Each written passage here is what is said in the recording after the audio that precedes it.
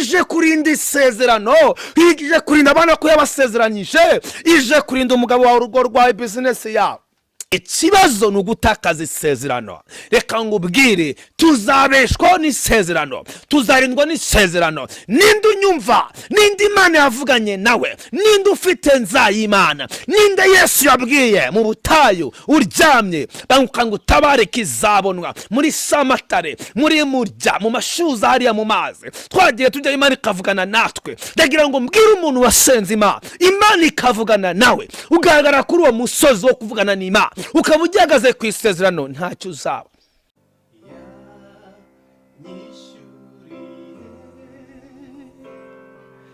Ya myenda yose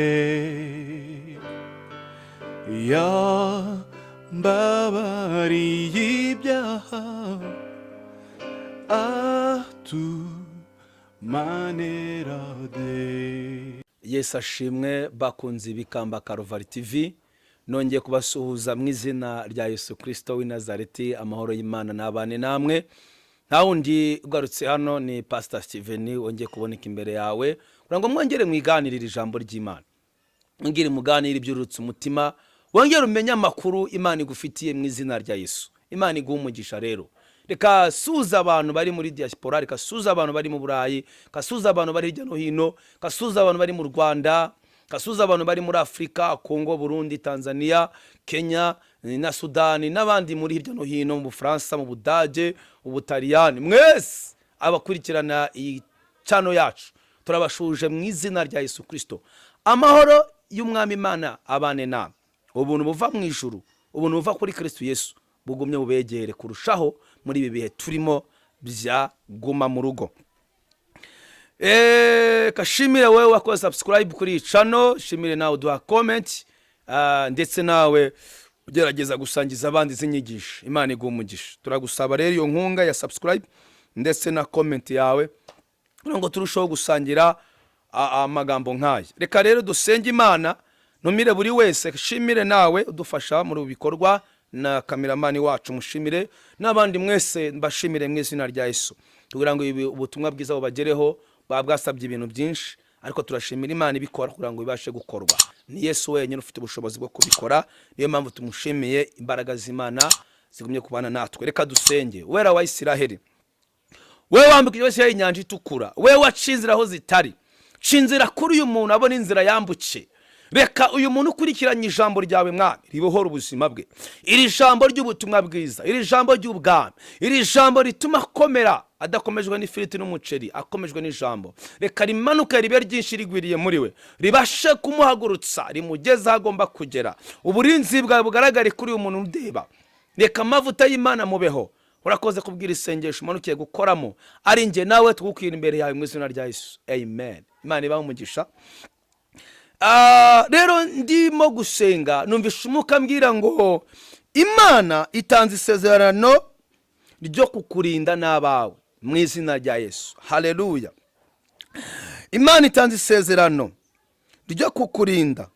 Tuza, Imana izakurinda ntacyo uzaba. Amen. Tugiye gusenga, tugiye kuba mu ijambo, tugiye gusabana n'Imana. Turasoma ibyakozwe no 28 umurongo wa mbere. Biravuze ngo tumaze gukira tumenya yuko icyo kigwa cyitwa Merita. Bene igihugu batugirira neza cyane, baducanira umuriro, batwakira twese kuko hari imvura n'imbeho. Ariko Paulo amaze guteranya umuganda w'inkwi, umuganda w'inkwi arazicana, incira iva mu muriro iruma ku kiganza. Bene igihugu babonye ibyo, haleluya, icyo gikururuka kirereta ku gikonjo cye, baravuga bati nukuri uyu muntu numwicanyi. Nturora ubwo yakize mu nyanja idacurwa kibera ntimukundira kubaho, ariko akungumurira icyo gikururuka mu muriro ntiyagira icyaba. Imana ishimwe ku isezerano Imana itanze ku buzima bwawe. 6, babandi bategereza yuko ari bubyimbe cyangwa ari bupfa cindutse, ariko bamaze umwanya munini bakibitegereje babona ntacyo abaye, barahindura bati ni Imana. Ayo niyo magambo tugiye kuganiraho. Imana itugirire neza. Reka mbwira umuntu ngurikiranye ngo ubwire ngo ibyagiye, ibyo Satani yakunyaze, witega ubwoba n'ibyagiye kuko ntibyari ibyawe. Imana igaruye ibyawe kandi bigaruranye n'inyungu. Imana igaruranye umugisha kandi umugisha Imana ikugaruriye nta muntu uzawunyeganyeza. Tugiye kuvuga gato kuri uyu mugabo witwa Paulo. Ni umugabo nemera cyane, ni umugabo nagiye mbona bagihaguruka bafata ubwato bagiye, bageze mu nzira bahura n'umuraba, umuyaga uba mwinshi cyane. Uyu muyaga ukubita ubwato burashwanyagurika, ariko Imana itanga uburyo bwo kugira ngo barokoke. Bamaze kurokoka, bene igihugu bababonye babacanira umuriro. Iyo urebye muri 27 ku murongo wa 41 na 43 na 44 niho ubibona neza ngo ariko bageze kuri ihuriro ry'amazi, basekura inguge ku butaka bwo hafi y'amazi, nuko umutwe w'inguge w'imbere urishinga ntiwanyeganyega, maze uw'inyuma umenagurwa n'imbaraga z'umuyaga. Haleluya. N'imbaraga z'umuraba, n'imbaraga zari muri ayo mazi. Aha ndashaka kuvuga iki? Hari ibintu byakumenaguye covid igitangira, hari ibintu wagerageje kubaka abantu baraza barabisenya, hari ibintu wagerageje gukora uhura n'abantu batifuza ko watera imbere, hari ibintu wagerageje kubaka ndetse n'inzu ndetse n'urugo ndetse n'ubuzima bwawe, uravangure ku buzima bwanjye muhereza ishusho, ariko birangira byanze, birangira bidakunze, kubera ko hari imbaraga zahagurukiye kukurwanya. Ariko Bibiliya tubwiye ngo nuko bene igihugu bababonye babacanira umuriro, barababwira ngo muze mwote bene data, mwahuye n'umuraba mwinshi, twamenye ibyababayeho. Imana ihagurukije abantu kubw'isezerano Imana yaguhaye. Reka ngubwire, isezerano Imana yaguhaye ni Imana igiye kurinda. Ntabwo Imana igiye kurinda wowe, nyumva neza. Imana ije kurinda isezerano, ije kurinda abana ko yabasezeranyije, ije kurinda umugabo wawe, urugo rwawe, business yawe. Haleluya. Ufite isezerano ry'uko uzarindwa, dufite isezerano ry'uko tuzaba amahoro, ntacyo tuzaba. Impamvu twebwe twubatse ku isezerano nuko 12 bagiye gutata igihugu, baravuga ngo ariko ndashimira, ariko ndafashijwe. Haleluya, ndafashijwe. Ngo igihe kimwe baje gusoma ibyanditswe, barabwira ngo hari igihugu basezeranyijwe, igihugu cya Kanani. Noneho Mose arabagira ati noneho rero icyo gihugu muvuga, reka twere kukivuga gutyo gusa, reka ahubwo bajya kugitata, ariko reka tujyeyo. Baratoratoranya abantu b'abagabo b'inkorokoro, bagenda gutata igihugu. Bageze mu gihugu bagiye gutata, ngo baravuga ati kweri ni banini, ni barakomeye. Bazana raporo ivuga ngo ntabwo bishoboka, kubera ko bene igihugu barakomeye, n'abagabo barebare, n'abanake badasanzwe. Ariko Yesu na Kalebu, Imana iguze na Yesu, Imana iguze na Kalebu, baravuga ati Mose, ibintu bavuze abantu nibyo pe, mva barakomeye, ni banini, ni barebare, twirebaga tukareba turi nk'inzige, ariko hari icyo twibutse. Imana ishimwe. Baravuga ati umva rero Mose, niba Uwiteka twishimira, yego, akaba yaduhaye isezerano, yego, Imana izaduha kubatsinda, tuzabarya nk'umutsima, tuzabarya nk'ubugari.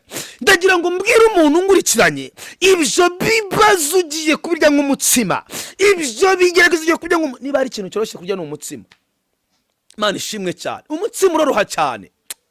Iyo dufite isezerano duhagarara twemye. Imana iguha umugisha kubwo ufite isezerano, Imana iguha umugisha kuko uhagaze ku cy'Imana yavuze. Impamvu navuze ngo ijambo ry'aka kanya ni abantu bafite isezerano, ntacyo tuzaba, turarinzwe, turashinganye, ntabwo abana bacu bazamwara, ntabwo abagore bacu bazamwara, ntacyo tuzaba kuko Imana ihagaze ku cyo yavuganye natwe. Nongere ngwibutse ko ibyo watakaje ntibyari ibyawe, ibyagiye ntibyari ibyawe, humura, ibigarutse nibyo byawe. Imana ishimwe cyane. Haleluya. Aha ndashaka kuvuga iki? ngo nuko Pawulo ikintu yakoze nawe yagerageje gushakisha inkwi arateratinya kugira ngo ubushyuhe bube bwinshi. uyu mugabo Pawulo ndamwemera cyane ngo agishakashaka inkwi akitangiza ikibazo cy'umuriro ngo bene igihugu baraho bareba ngo nuko inshira iva muri wa muriro iramuruma. Imaze kumuruma we bantu bari baravuga ati dore rero ubwo mu nyanja atahapfiriye ndakurahije ukuri, ubwo mu nyanja yaharokokeye none hanaza kuhakizwa n'iki?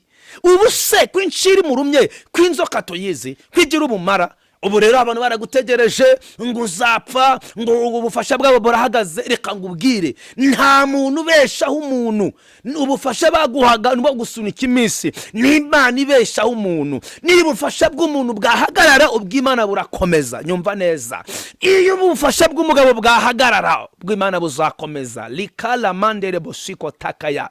iyo umuntu agufashije areba ejo akavuga ati none nimagarikiye inkunga biraza kurangira. ntabwo birangira. kandi nyuma y'uwo muntu Imana ikomeza ikitwa Imana. nyuma y'uwo muntu ngo arangije ngo kimaze kubona babireba ngo arakungumura. ngo amaze gukungumura ngo baravuga ati none reka ngo ubwize ukuri, nubwo akungumuye asigaranye ubumara. nubwo akungumuye bamuteje cyamunara. umugabo yaramutaye, umugore yaramutaye, bamwirukanye ku kazi, baramugabanyije. tuzareba azaba hate, bizagenda bite. ariko bibagirwa ko hari icyo Imana yavuze mbere ko bakumenya. Imana ishimwe. uri imfubyi, umupfakazi, uri wenyine, uri mu rugo, uri mu bukode, waragerageje ibintu biranga. niba Imana yaravuganye nawe bageze mwa kiriya gihugu bose babonye bimwe, ariko abantu basore babiri bagara ku isezerano. covid twese twayibonye kimwe, twabaye muri guma mu rugo twese kimwe, ariko duhishurirwa ko hari imbaraga z'isezerano. Imana ishimwe cyane. reka mbwira umuntu ngurikiranye kuri Cano Karovari Ikamba TV, reka mbwira umuntu umaze iminsi ari mu kibazo cy'umuriro ngo maze ngo babandi bategereza yuko birangiye we, bategereza nuko bamutesha cyamunara ratakaya ndafashijwe, bategereza yuko umugabo azamuta, bategereza yuko uburozi buzakora. bakibitegereje babona ntacyo abaye. uzi impamvu ntacyo uzaba? no kuri ku isezerano. ijambo ryari iki? Isezerano. intego yari iki? Isezerano. Isezerano ni ikintu umuntu ahabwa hagati ye n'Imana. Imana ishimwe cyane. Isezerano ni ikintu umuntu akurana n'Imana hagati ye. ndabizi hari n'umuntu wagwaye isezerano ariko umuntu we yakubeshya, umuntu we yanakwibagirwa, umuntu we yavuga ati ntabwo bigishobotse. ariko Imana ibintu yavuze bifite ubushobozi. Imana ifite imbaraga zo kugukuza, ifite imbaraga zo kuguha urubyaro, ifite imbaraga zo kukurenganura uzatsinda, ifite imbaraga zo kugusubiza mu kazi. likalandele bosikota. agira ngo nyumve neza. Haleluya. ariko bageze aho kuri tere Imana ihita igaragara. reka ngo ubwire shuti yanjye mukundwa muri Kristo Yesu, ndagira ngo ngubwire n'ukuri kw'Imana. ndagira ngo unyumve neza. babandi bari bazi kumwaye, babandi bari bazi ko birangiye baribeshye. nyuma yuko bazi byakubayeho, nyuma yo kuba warafashwe ku ngufu, nyuma yo kuba warakomeretse, nyuma yo kuba waratawe, ngo Mose mama we amuta mu kato, amuta mu rufunzo, ngo ariko Imana yohereza umuntu wo kumukura mu kato, acira ubutabazi mu izina rya Yesu, acira kurengerwa n'Imana, acira kongera kuba umuntu, acira kurya no guhaga, acira amavuta y'Imana, acira gucira iyo ndwara. lekola makosekota. nubwo ibyo wakoraga byahagaze, nubwo akazi kahagaze, nubwo business yawe yahagaze, nubwo wahombye, nubwo ibintu byose byabaye nabi, ariko Yesu aracyakomeje umugambi wo ku buzima bwawe. nubwo ingugu urimo yashwanyaguritse, ariko Imana yarakurokoye. nubwo ikibazo cyabaye, nubwo imipaka yafunzwe, nubwo indege zitari kugenda nk'uko bisanzwe, nubwo utari gukora nk'uko bisanzwe, nubwo uri gukora amasaha make, nubwo uri gucuruza umunsi umwe ugasibira, Imana iracyafite umugambi ku buzima bwawe. ikibazo ni ugutakaza isezerano. reka ngubwire, tuzabeshwaho n'isezerano, tuzarindwa n'isezerano. ninde unyumva? ninde Imana yavuganye nawe? ninde ufite nzayimana? ninde Yesu yabwiye mu butayu uryamye banguka ngo utabare kizabonwa muri Samatare, muri Murya, mu mashuza hariya mu mazi. Twagiye tujya Imana ikavugana natwe. Ndagira ngo mbwire umuntu wasenze Imana ikavugana nawe, ugaragara kuri uwo musozi wo kuvugana n'Imana, ukaba ugihagaze ku isezerano, ntacyo uzaba mu izina rya Yesu. Ndagira ngo ngusezeranye ko nta kintu uzaba. Imana yavuze wabiki.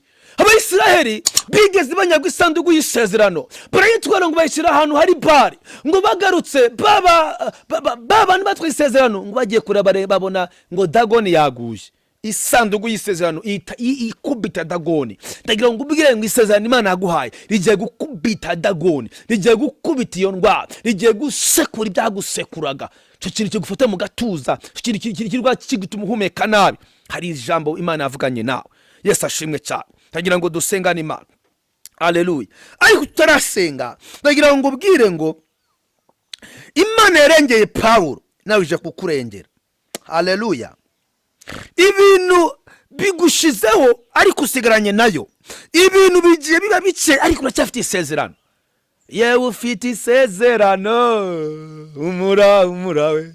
Yewe ufite isezerano we, umura we. Mugabo azagaruka, uzongera umere neza, uzongera ukomere, uzongera utwara amamodoka, uzongera wubake, uzongera alakotakaya. Ikibazo ni isezerano. Durasenga. Uhagaze kuki? We uhagaze kuki? Uracyafite isezerano ryawe? Uracyafite isezerano Imana yaguhaye? Kubaho ni isezerano. Tubeshwaho ni isezerano. Turi Kigali kubera isezerano. Uri Amerika kubera isezerano. Uri we kubera isezerano. Ndabwira abanyamasezerano, wenda bo bavuga ati njyewe se ko mbagaze muri uyu mwanya nta Imana yambwiye. Sawa, ni byiza cyane. Wenda n'ubwenge bwawe, wenda n'amashuri, wenda n'ibindi byatumye ubu ugomba kubaho, nabyo ni byiza. Ariko ndikambwira abanyamasezerano 45 ndabwira abanyamasezerano, kuko ndabizi ko hari abantu barya kubera isezerano, hari abantu bambaye kubera isezerano, hari abantu babonye viza kubera isezerano, hari abantu bari mu gihugu barimo kubera isezerano, hari abantu Imana yagiye babwira ngo nzabajyana, nzabagirira neza, nzabaha igihugu nzabakura mu butayu, nzabageza i Kanani, nzabaha igihugu cyanyu muzagituramo. Imana yigeze ibwira Abisirayeli ngo nzabaha igihugu muzacibamo, ntabwo muzongera kwirukanga. Iryo ni isezerano. Imana ibwira Salomo ngo kubwa so Dawidi, ibi mbikoze kubwa so Dawidi, iryo ni isezerano. Imana ibwira Isaka ngo kubwa Aburahamu, iryo ni isezerano.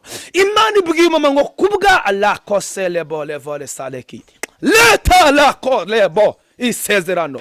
Iyo duhagaze ku isezerano, ibidashoboka birashoboka. Iyo duhagaze ku isezerano, ibyagiye biragaruka. Reka ngubwire mushiki wanjye, reka ngubwire mwene data, wowe uhagaze ku isezerano, humura, Imana izacingura imiryango. Maze imisi ubona umugisha w'akaryango gatoya, ugiye kubona umugisha w'akaryango kanini. Maze imisi wumva muri wowe ibyiringiro byakamutse, ariko subiza amaso isezerano. Niki Imana yavuganye nawe ukira aho ngaho mu buhunzi? Niki Imana yavuganye nawe ukira aho ngaho muri icyo gihugu? Niki Imana yavuganye nawe utarahaguruka ngo uze mu gihugu cy'u Rwanda? Niki Imana yavuganye nawe uri kuri uwo musozi likala selepo levoresa? Niki Imana yavuganye nawe ugitangira iyo business? Ndagira ngo mvugane n'umuntu Imana yavuganye nawe, wumvishe ijwi ry'Imana, wasomye ijambo ry'Imana, wasenze Imana ikamubwira ngo ndi Imana. Erega Imana iravuga, Imana iravuga, yavugana nawe ku giti cyawe umutima, yavugana n'inzozi zawe, wahura n'umuhanuzi, wasoma Bibiliya ikavugana nawe. Uwiteka aravuga. Imana yavuganye nawe iki? Humura, nubwo iminsi ibaye myinshi, nubwo imyaka ibaye myinshi, ariko icyo yavuze izagisohoza. Ndagira ngo dusengane, ariko ndasengana n'abanyamasezerano ndasengana n'abantu bafite isezerano, bafite ikintu Imana yababwiye. Mbonye abantu Imana yabwiye ibintu ikabisohoza. Nawe hari ibyo Imana yagiye kuvuga kandi ikabisohoza. Ibyo bigutere gukomera, ushikame kandi ukomere. Ngo babandi bategereza yuko bamuteza cyamunara, baza no mu nama ya cyamunara, babona nta cyamunara ibaye. barabategereza yuko bazinze indaye babona arabyaye, baravuga ngo ntabwo azigera ashaka babona arashatse, ntabwo azigera abaho babona abayeho, ntabwo azigera abona abonye viza. Bora kasile bondele enemandele vorisa, babona ko birangiye ariko bashiduka. Uwiteka Imana yasohoje isezerano, barabwira tumva nubwo ari barebare, nubwo ari guma mu rugo tuzabarya nk'imitsima. Kandi koko byarabaye. Mose nkavuga ati niko bimeze. Imana ishimwe. Bamubwira ngo ibuka, bagezeyo rero nabo baza kwibagirwa, ariko Yesuwa haleluya na Kare baribuka. Kare bamubwira ati umva hari umugabane wanjye ugomba komereza. Uyibuka iki Imana tubwiye Kadeshi Baruneya. Ndagira ngo ngwibutse icyo Imana yakubwiye Kadeshi, icyo Imana yakubwiye Kanyarira, icyo Imana yakubwiye Kizabonwa, icyo Imana yakubwiye mu cyumba cy'amasengesho, icyo Imana yakubwiye mu nzozi banguka ngutabare, icyo Imana yakubwiye kuri iyo misozi wagiye usengeraho, icyo Imana yakubwiye muri ofisi yawe, icyo Imana yakubwiye kuri uwo mukeka gihagarareho. Turasenze. Umutambyi aramubwira ngo genda icyo Imana icyo wasabye Imana ikigwe, abamuhaye isezerano. Ndashima Imana ko yaduhaye amasezerano kandi izayasohoza. Reka dusengane Imana. Ntabwo nzi icyari kigukuye umutima, ntabwo nzi aho wumvaga birangiriye, ntabwo nzi aho wumvaga utazatambuka. Ndagira ngo wibutse ko iyarokoye Pawulo mu nyanja nabikurokoye kubw'isezerano Imana yahaye Pawulo. Niyo mpamvu ngubwiye ngo isezerano Imana yaguha iribereye maso. Turasenze. Urumva umeze gute? Niki gisigaye umutima wawe? Reka ngusabe ko subscribe, reka ngusabe comment yawe, jya hasi utwandikire utubwire ngo mukomeze ugere n'igitekerezo duhereza. Tugusabye igitekerezo cyawe wowe urebye inyigisho mu izina rya Yesu. Reka dusengane Imana. Mana mu izina rya Yesu, wowe ufite imbaraga n'ubutware n'ubushobozi, wowe wavuganye n'uyu muntu ngurikiranye, wowe wavuganye nanjye Mwami. Ndibuka Mwami Imana umvugana nanjye ndi ku musozi, urambwira ngo rakala mandele bose kotika imbevaya, kandi narabonye neza yawe. Ndasengera mwene data ngo umugirire neza, wongere ukomeze isezerano wavuganye nawe, umuhe kurihagararamo Mwami, umurinde kuva mu nzira, murinde data wa twese kurutera kosikota ntare kuri isezerano. Mukomereza amaboko mu birigaragaza ari gucamo, muri ubu burwayi afite, muri iki kigeragezo, muri akagahinda, uko kubura ibitotsi, uko kuva umutima utishimye. Ariko Mwami ndamusengeye, wowe wajya gusura Adamu na Eva mu ngobyi kubw'isezerano bari barabahaye, ukaza bakakumva mu mugoroba ni munsi. Reka nawe wongere umusure kubw'imbabazi zawe n'urukundo rwawe n'umurava wawe, nawe ubwawe waremeye icyo kwambara nubwo bari bacumuye. Ndagusabye Mana, uyu muntu dukurikiranye wongere umurengere, kandi isezerano wagiranye nawe urisohoze Mwami. Imana irarishohoje. Ndumva umukambwira ngo Imana ishohoje isezerano, kandi uzashima Imana. Hari ibintu maze iminsi usengera Imana irabiguhaye. Mbonye hari umuntu Imana ikinguriye umuhanda, mbonye hari umuntu Imana ikuye imbere ikigeragezo cy'ibyangombwa, mbonye hari umuntu Imana ikuyeho cyamunara, mbonye hari umuntu Imana ihagurukije mu buryo budasanzwe, mbonye hari umuntu abantu bari bategereje ko mwara ariko ntukimwaye. Uitaka guha umugisha kuko Imana ikurengeye. Yari Pastor Steven ugukunda kandi ugusengera mu izina rya Yesu. Amen.